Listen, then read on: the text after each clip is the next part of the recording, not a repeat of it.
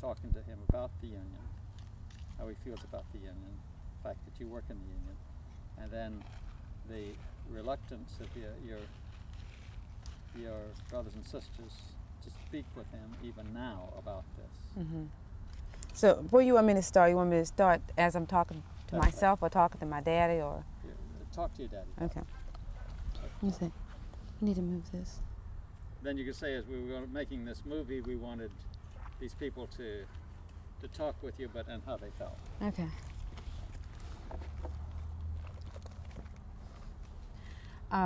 Daddy. Wait a minute. Ready? Yeah, we're rolling. Okay, go. Okay. As we were making this film, Daddy, other members of my family, which are now working in non-union plants, was reluctant to talk to us about. You want me to stop? No. Go ahead. Now let's just hold it. Judy, if you have a second, could you just get the rope out of the road? See the rope on? Okay. We're rolling. Okay. Start. Okay. Just as we, Daddy, have been talking about the making of this movie and this film, other members of my family, my sisters and brother, which now work in non-union plants, were a little reluctant to talk to us on film about the conditions in the plant today. Right now, I'm working for a union, Amalgamated Clothing and Textile Workers. Can I say that? And let's start again. Don't you want to? Don't. Spoil me. You see, well, you're I'm not here. very Okay. green. Okay. But explain that you wanted to talk to them about what you want to talk to them about being and why they were reluctant. But can I say Yeah, what union sure. I work for? No Okay, problem. I wasn't sure Can about you that. say brother and sister, or you can't even be that specific? No, I can that's say okay. brother and sister. Yeah, okay. Members of our family. Yeah. That's good enough. Okay. Again. Daddy, as we have been talking about the making of this film, other members, my sisters and brother that work in non-union plants, have been a little reluctant to talk to us about the conditions in the plant today. Currently, I work for the Amalgamated Clothing and Textile Workers Union, and how do you feel about my working for a union? Are there any, I mean, how you feel? Are there any fear? Do you, because I talk to a lot of people and they tell me that, my family, that they fear for my life, you know, when I go out on campaigns to organize. How do you feel about that? I feel fine. Oh, I like it. I don't think you're doing nothing wrong. You don't think I'm doing anything wrong? No. No? No, that's what you're supposed to do. Good. I'm glad of it. Why do you think that they are reluctant to talk to you about things in the plant now? People who are in the non-union plants. I don't think they're reluctant to talk to us about the conditions in the plant. They're reluctant to talk because of, still today, as my father explained earlier about if they had any activities involving the union, although this movie is about the 1934 strikes and the making of this film, they're concerned if their faces are shown on television or in this film, that they will be recognized within the plants, and they fear for their jobs still. I mean, the same thing is going on now in 1990 as it was in 1934, 1914. So, I mean, I don't think, I mean, they would come out and talk about the conditions in the plant, but they're reluctant because of their jobs still. Now, ask your father why he didn't join the union. Okay. Daddy, can you explain to me why you didn't join the union? You said at one time that you... Just ask him why he didn't join the union. Okay. Daddy, explain to me why you didn't join the union. Well, I was getting a job. I had joined the union, I wouldn't have had no job. I would been in the street. You would have been in the streets. Yeah, I had to hold on to my job. That means I didn't do it. I wanted it. If I could, I would join it now. That's true, I like it. Now pick up and explain that other people now have the same fears. Well, the same fear exists today with workers that work in non-union plants, and as well as my sisters and brothers, that they fear that if they're seen or associated with this film, then they could be fired, which that's true. I mean, they still could be released from their jobs today. They would find. They would get fired. You wouldn't have no job. You wouldn't. Okay. Very good. Okay?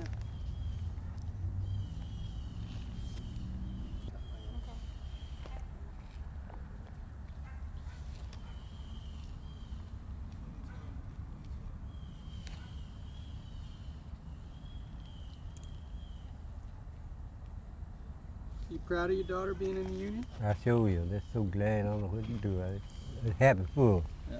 I sure will. You get worried about her when she's out there organizing? Well, no, I don't be worried about it. I feel good Lord, she got him. She all right. Mm-hmm. Yeah, that's what I You said. think he's looking out for her? That's right. That's right. She's doing the right thing? Yes, sir. I think he is. He don't look out for her this for her. Hope he'll continue. He will. She trust him. But my daddy always been a fighter. I mean, he's a father of 15 children. He raised all of us, and a lot of us took after him, you know, with our spirits and the fighting spirit. And we just go out and do it. You know, you don't think twice about what you're doing. Clara, you worked in the mill for a while. Can you tell us about that? As my dad explained earlier, he got all of us jobs in the mill. As we got older in high school, it was like a tradition. All of us went into the mill. Daddy got me a job in the mill, and the supervisor, whoever hired me, put me to training with my sister, which she refuses to be on camera.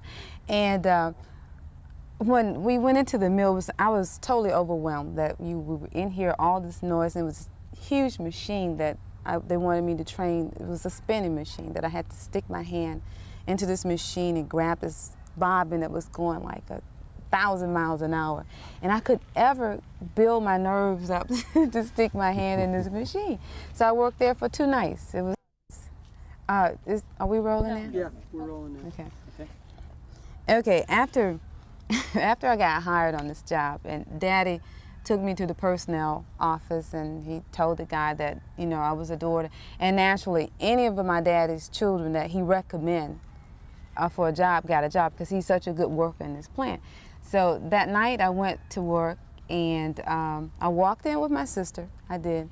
And again, I was just like totally astonished at all this machinery, the cotton, the land, and everybody working at fast speed. I mean, tremendous fast pace.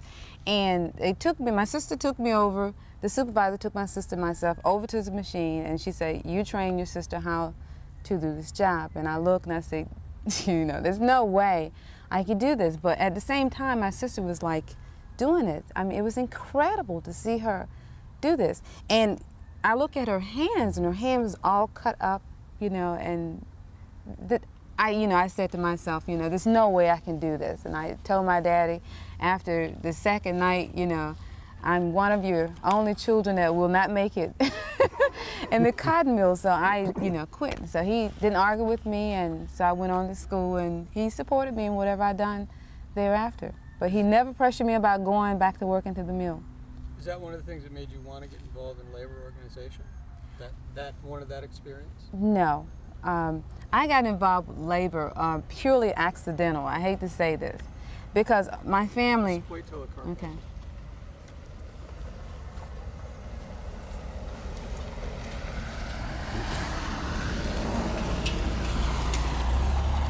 Okay.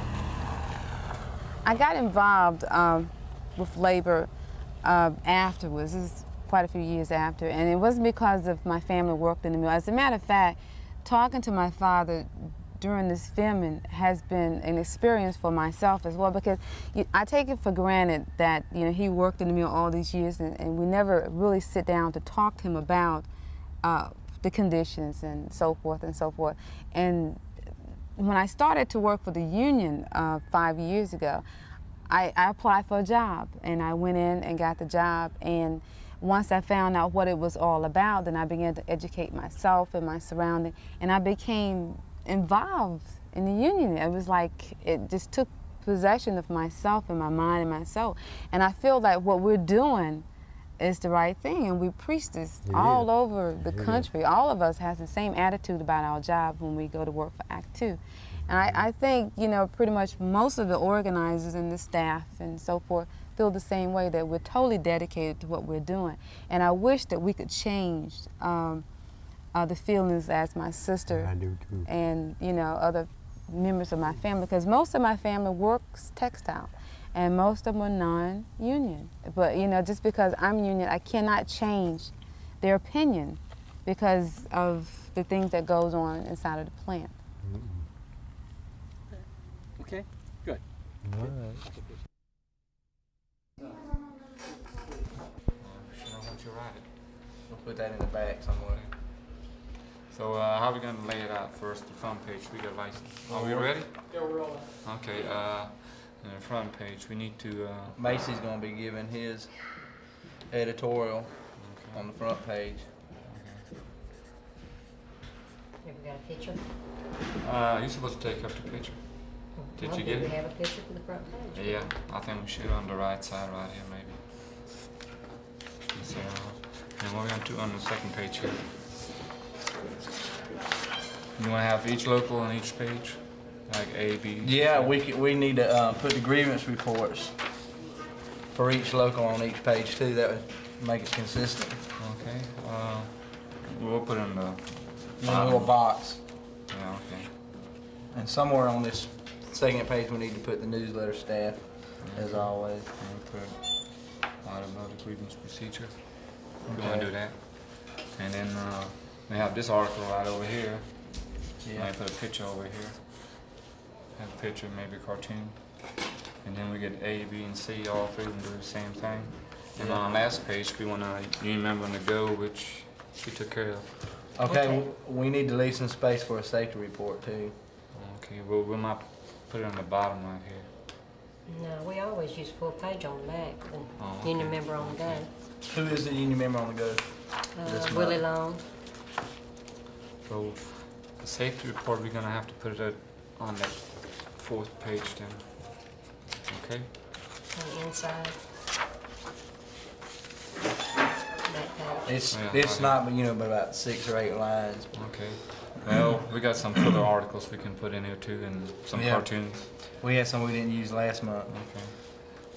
Did y'all want to use any other poetry? Union poetry? Yeah. Some of it's real short. You don't have to take Okay. much space Oh, on we it. got one more page left.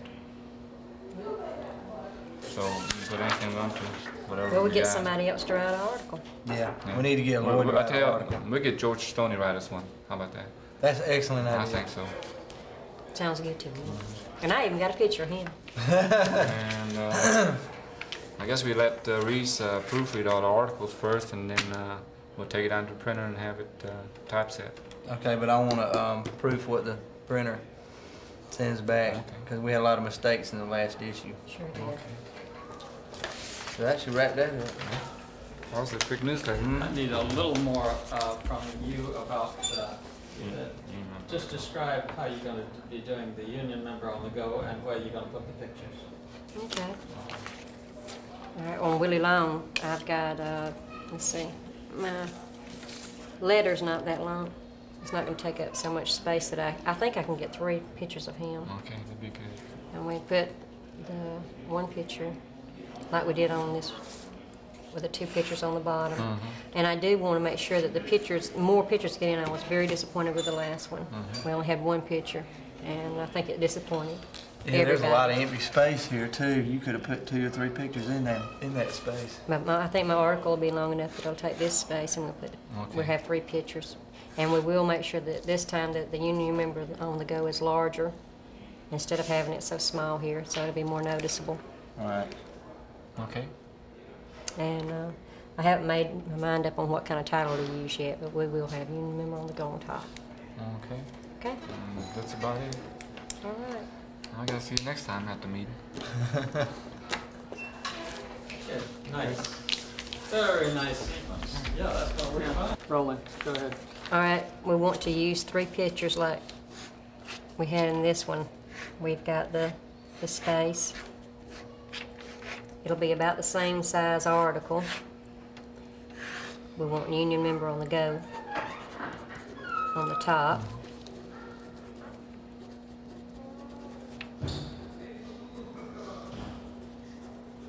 and have our pictures here, as in this one. This was too much space, too much empty space. I have our article here. That'll give us plenty of room for our article. Okay. I haven't made up my mind on a title yet, but we'll have the title here. Okay? Okay. Okay. Okay. Very good. This is kind of business-like, straight, good. Of course, it means that you have to lay it out exactly like that so Right. we can dissolve from this to the finished product. This meeting, May 27, 1990, the meeting was called to order at 3:10 by Ernest Harris, President of Local 1855B, trial by Angie Rodgers, minutes read of previous meeting and minutes adopted as read. Grievance report as following. Local 1855A, Angie Rossner. B, Ernest Harris. C, Sandra Robertson. No other committee reports. Our international rep, Reese Bulwer, made brief remarks. No old business, new business. It was motion and second to suspend our regular June meeting. Motion carried. Meeting adjourned at 3:40. Minutes submitted by Angie Rodgers, Reese Bulwer, international representative. We will now have our grievance report, and we'll start with 1855A, Angie Rossner. We have 17 second steps coming up Tuesday. That's about all we got right now. B, Ernest Harris, Willie Long. Yes, our last grievance, we had six, the last second step grievance, we had 6 grievances, and we settled 2 of them at second step. And went on third step and settled 2 more outside. Let me just add a little something to that. I just want to tell y'all the results of those grievances. We had one lady that was looked over for overtime, and she got regular pay for that Thursday night. They paid a time and a half for that Friday night, and she got paid double time for that Sunday. So that was quite a big check the company had to pay her. And we had another grievance where the company looked over a person for overtime, and they agreed to let her make up this overtime at her request. Anytime she wanted this company to just make it up, she just make it up. And we had another one that the company agreed to pay them for 1 day, and they decided to let the warning stay on, but the warning was up at the time they decided to let it stay on. So that's what some of the stuff that happened in Reeves.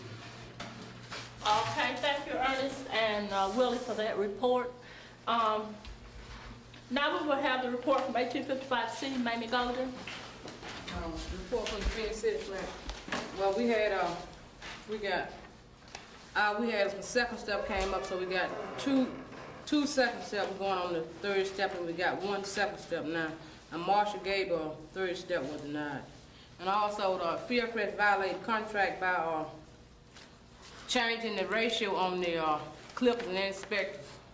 They just came out and changed it. They didn't go through the procedure, so now they had to back off of it, and now they got to go all the way back over and do it right.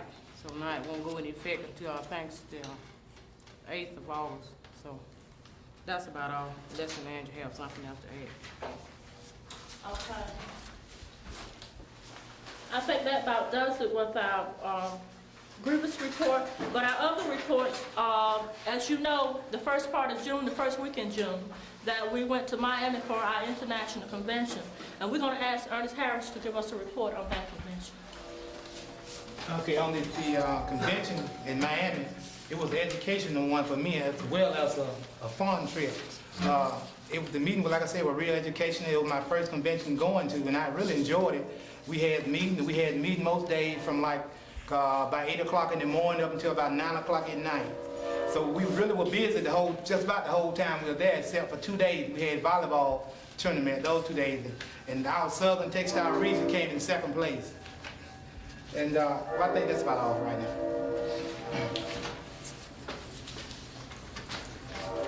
Okay. And also, when Mandela was in the U.S., he was in Atlanta, and we participated in that. So we're going to ask Don Rodgers if he would give us a brief report on the Mandela.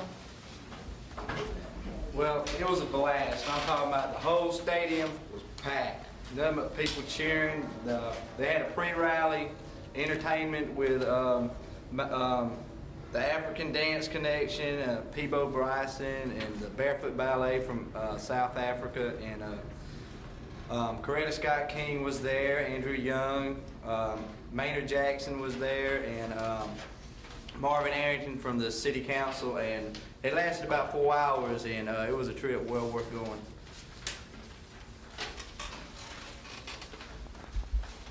Our next report is our Labor Day. You know, every year we have a Labor Day parade and picnic. And so we have already started working on that. And we're going to ask Willie Long and Roosevelt, well, he said Roosevelt, now since Roosevelt is here, we're going to ask Roosevelt to give us a report on the Labor Day parade and picnic. Yeah, on Labor Day, this is going to be the 4th annual Labor Day March, Rally, and Parade. First of all, we ask that all of you do come out, asking that you support it as you have in the past. We're hoping to make some improvements. We're trying to get some college bands. We're trying to get a real good float this time, where we can have us a queen or king and some of the young people up down the float. And we're asking that, trying to get a choir together this year too to help with some of the chants, because I tell you what, if I keep singing much more, y'all ain't gonna be able to hear me talking. But things are shaping up pretty good. Reese have agreed to work on it, and I'm certainly glad. What we're gonna try to do as well is try to call as many as our union members and try to have ACTWU out there, about 400 or 500 ACTWU members come September 3rd.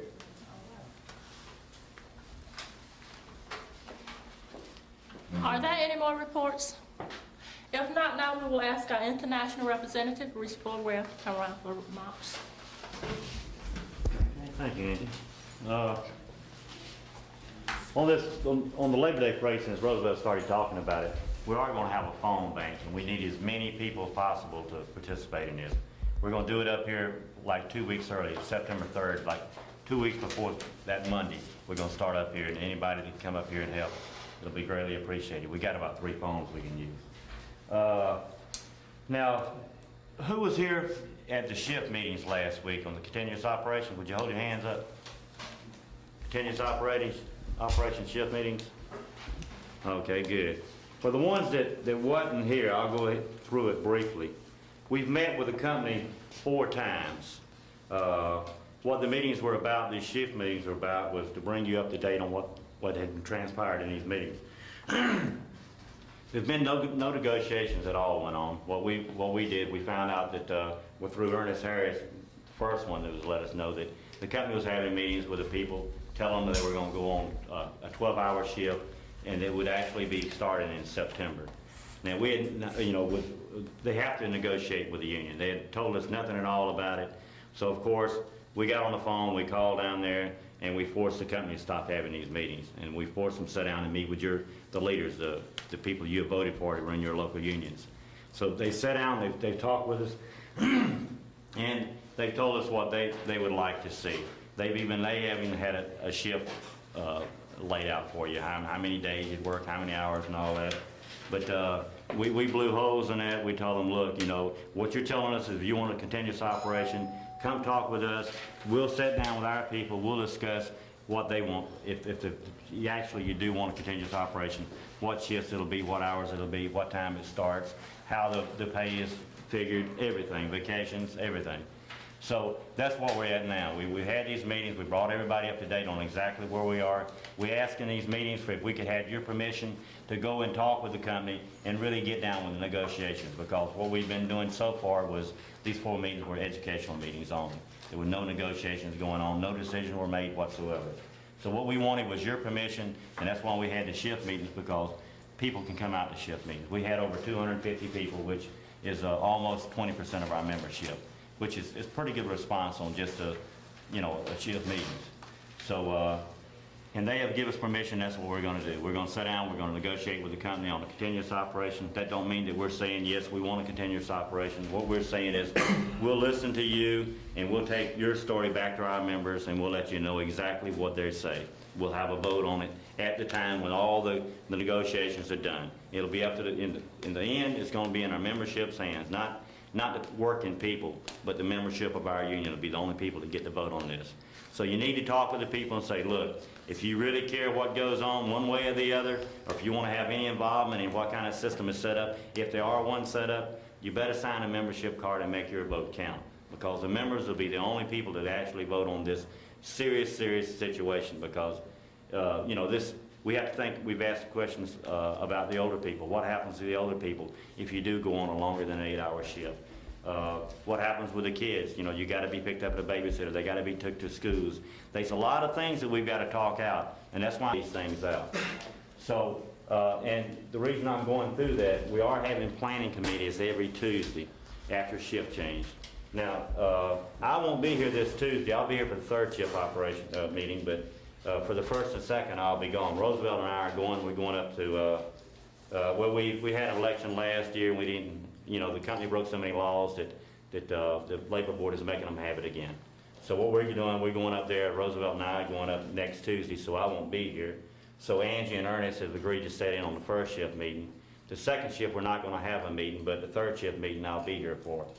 So then the following week, Angie, Roosevelt, and Don are coming on up, and they'll be up there for a week, all but Roosevelt, and Roosevelt's going to be out the duration of the campaign. And let's see, and unless there's any questions on anything I've covered, that's all I've got. Are there any questions on anything I've covered? Anything new anybody wants to bring up, anything at all? Reese, is Macy gonna be at the meeting? No, he won't be at those. He'll be at the negotiations. He'll be the spokesman for the negotiations, but he won't be at the shift meetings Tuesday, no. But we are going to have these meetings every Tuesday, and, you know, we want to, you know, do what we can to get the people to come down here. For these meetings, you know, what they're for is so you can come down and let us know, look, I know if they want a continuous operation, I'd like to see this in it, or I'd like to see this. In other words, when we vote for a continuous operation, yes or no, we want to make sure that it's the best operation we could get, the best continuous operation. We don't want to just say, and that's what everybody's told us, we don't want to just say no, we don't want nothing at all. We want to hear exactly what they got to say, and then we'll make an intelligent decision on what we know about it. So come down to these meetings, let us know exactly what you want in there. If it's something about holiday pay, if it's something about when the shift should start, or whatever. And even if, you know, once we have the shift meeting the other day, everybody will set up another meeting. There will be another meeting set up, but when, I don't know yet, you know, maybe that's we can find out with it.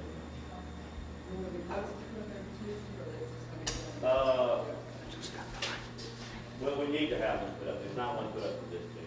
But we do, you know, you need to talk it up inside there. We don't want to try to get out the whole shift. We want to get, you know, people from each department. The smaller the meetings, the longer it's spread out, the better it is, and we get more information. Okay, thank you, Reese. Just like you were saying, Independent City Plan, I've been telling the ladies that they're saying right now that finishing won't be on continuous operation, but once they get it in, they get those new loops in, really in the part too. So we might as well get in here and all of us and get all we can and get it, you know, as best we can so that we can work with it. Is there any old business? New business? If not, we have a motion to adjourn. A motion. Second. Okay, thank you very much, folks. You guys, y'all like to release it. Also, everybody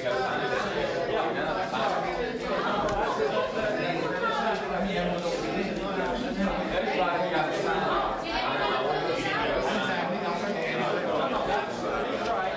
You need another release too, George. You need another blank.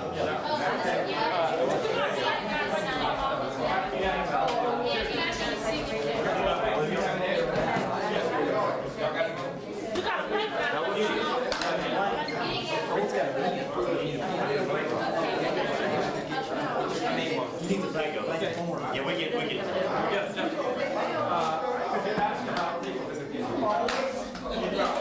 yes.